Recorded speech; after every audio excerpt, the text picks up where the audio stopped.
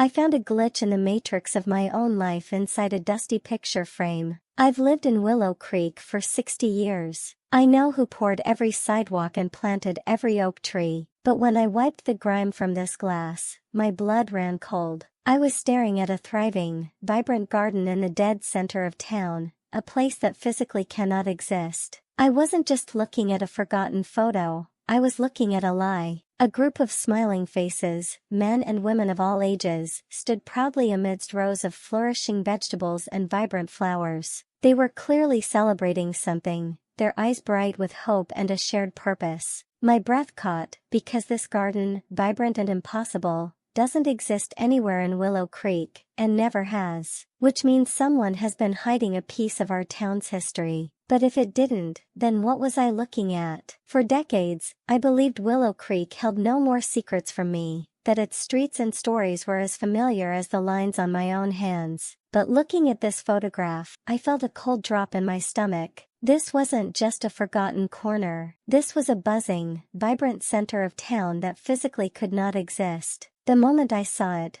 I felt something fracture, as if the past I knew had been edited without my permission. It wasn't just a picture, it was a glitch in the matrix of my own life. If this place was real, then everything I knew about my home was a lie. I felt a deep, almost ancestral pull to uncover its secret, not just for my own peace of mind, but for the town itself, for the legacy we thought we understood. The thought of this rich history being lost, perhaps forever, filled me with a quiet dread, making me wonder just how deep this mystery truly went. Driven by this newfound mission, I carefully cleaned the photograph and presented it to the Willow Creek Historical Society. I needed answers, so I went to the gatekeeper of our history, Mr. Henderson. I expected excitement. Instead, he didn't even lift his eyes from his ledger. "It's a generic landscape, Marjorie. Likely a postcard." When I pointed to the distinct Willow Creek hills in the background, he finally looked up, with pity. "We deal in facts, Mrs. Vance, not fantasies. File it under miscellaneous. He didn't just dismiss the evidence, he tried to erase my sanity. Henderson's dismissal didn't stop me, it just proved the front door was locked. So, I decided to pick the lock. If the official channels wouldn't help, I'd forge my own path. I dove back into the public library, turning it into my war room. I spent hours inhaling the dust of decaying atlases, cross-referencing town maps until the lines blurred, searching for any green space that predated our current concrete reality. I combed through decades of the Willow Creek Gazette, scanning microfilm until my eyes burned, desperate for a headline or a whisper about a community garden in the 1930s. Nothing. I tracked down the town's oldest residents, the living archives. Mrs. Gable, 92, remembered the hunger of the Depression but no grand garden. Mr. Petrov spoke of childhood mischief by the creek, but the photo drew a blank stare. Every lead collapsed. No records. No memories. And that's when a cold realization hit me. You don't lose a massive town square by accident. The garden wasn't forgotten, it had been erased. This wasn't just missing history anymore, it was a cover-up. Frustrated,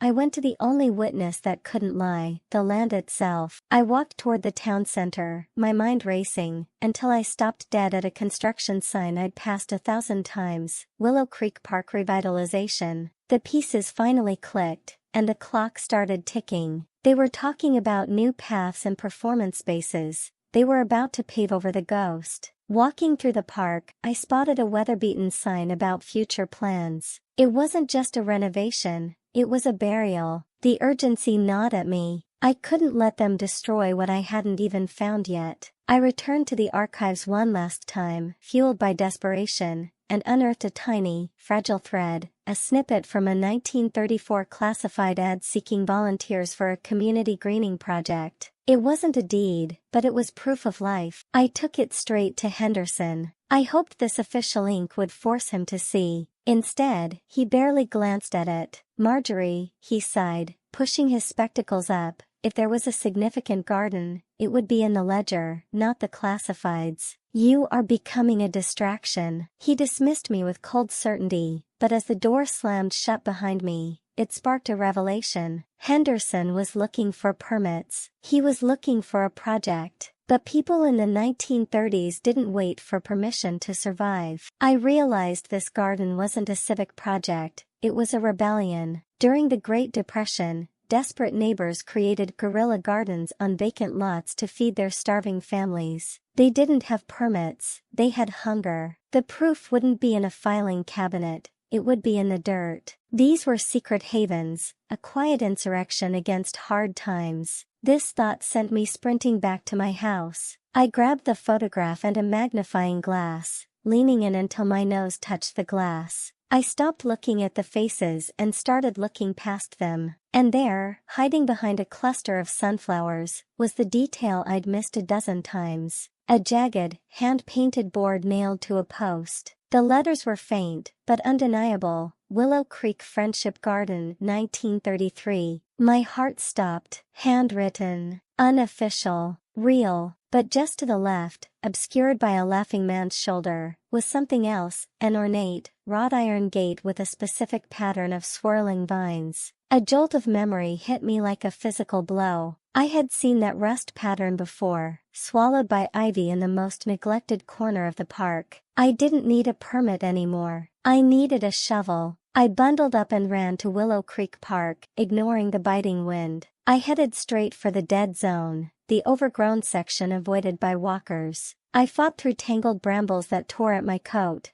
pushing deeper into the brush until my hand hit something hard and cold. I pushed deeper through the brambles, heart hammering, certain now that I was close to something real, something the town had tried to forget. I ripped away a curtain of ancient ivy, and my breath caught. It was rusted. It was fused shut, but it was real. The same wrought iron swirling vines from the photo, standing like a tombstone in the middle of the woods. It was beautiful, mournful, and stubbornly stuck shut. I tugged at the cold, heavy metal, trying to force it open, but decades of disuse and decay had fused it to its frame. This wasn't just about finding a photo, it was about uncovering a physical place, a forgotten entrance to a secret history. The weight of decades settled on me. The silence around it wasn't accidental, it was the quiet that forms when no one remembers to keep telling the story. I realized that if official history requires paperwork, permits, and tax records, then the Friendship Garden didn't stand a chance. It had been erased because it didn't fit into a file cabinet. But standing there, gripping the cold iron, I knew the truth wasn't in the library. It was in the mud, the rust, and the minds of the people who used to walk through this gate. I didn't need a permit. I needed an army. Armed with the gate's existence and the clearer inscription from the photo, I returned to the Historical Society for what felt like the 100th time. I explained my findings, describing the gate's location, hoping that physical evidence would finally break through Mr. Henderson's skepticism. I even suggested we could organize a small community effort to clear the overgrowth and properly assess the area. But his expression remained fixed, his arms crossed. "Marjorie," he said, rubbing his temples, "I don't doubt that you found something. But without documentation I can present to the council, my hands are tied. A garden like this, if it existed, it was probably informal, unofficial, undocumented. I can't authorize an investigation based only on a photograph and an old gate. If you want this recognized, you'll need more than what you've brought me so far." His words hung in the air, thick with dismissal, and for a moment, I truly believed I was chasing a ghost, a beautiful dream that would never see the light of day. It felt like I was completely alone in this pursuit, and the weight of a forgotten community rested heavily on my shoulders. Walking home from that disheartening meeting, the chill of Mr. Henderson's words seemed to penetrate deeper than the autumn air. I felt utterly defeated, the vibrant faces in the photograph fading in my mind's eye. As I passed the Willow Creek Community Center, a burst of laughter drifted out the open doors. I saw a flyer tacked to the bulletin board, "Senior Storytelling Circle, Share Your Willow Creek Memories." A spark ignited within me, small but persistent. Official records might be silent, but people remember. I stopped dead. Henderson wanted paper? Fine. I had something better. I realized the Friendship Garden wasn't built by permits, it was built by people. And if the truth wasn't in the filing cabinets, I was going to dig it out of the only place left, the survivors. I needed the stories that weren't written down, the ones passed from generation to generation over kitchen tables and front porches. It hit me then, the truth wasn't locked in an archive, it was alive, breathing, in the hearts and minds of the people who called Willow Creek home, just waiting for someone to ask the right questions. With renewed vigor, I approached the organizers of the storytelling circle, explaining my discovery and my mission. They were hesitant at first, but my passion was infectious. Over the next few days, we spread the word through the community center, handwritten notes, and quiet phone calls. Slowly, people began agreeing to come, curious about the forgotten gate hidden in the park. I displayed the faded photograph prominently, and as people arrived, a slow murmur of recognition began to spread. Mrs. Rodriguez, her eyes twinkling, pointed to a woman in the photo. "That's my abuela Elena," she exclaimed. She used to tell stories about growing victory tomatoes in a big community garden during the hard times. Mr. O'Malley, stoic until now, gently touched the ornate gate. "My father helped forge this," he murmured, his voice thick with emotion. "Said it was for the Friendship Garden, a place where everyone was welcome." It started with one photo, but then came the flood. 3 more elders pulled crumpled snapshots from their pockets, then a diary, then a medal. When Henderson finally arrived, he came armed with a citation for unauthorized excavation, ready to shut us down. But he stopped dead in his tracks. He wasn't marching towards a lonely old woman anymore. He was facing a solid wall of 50 residents.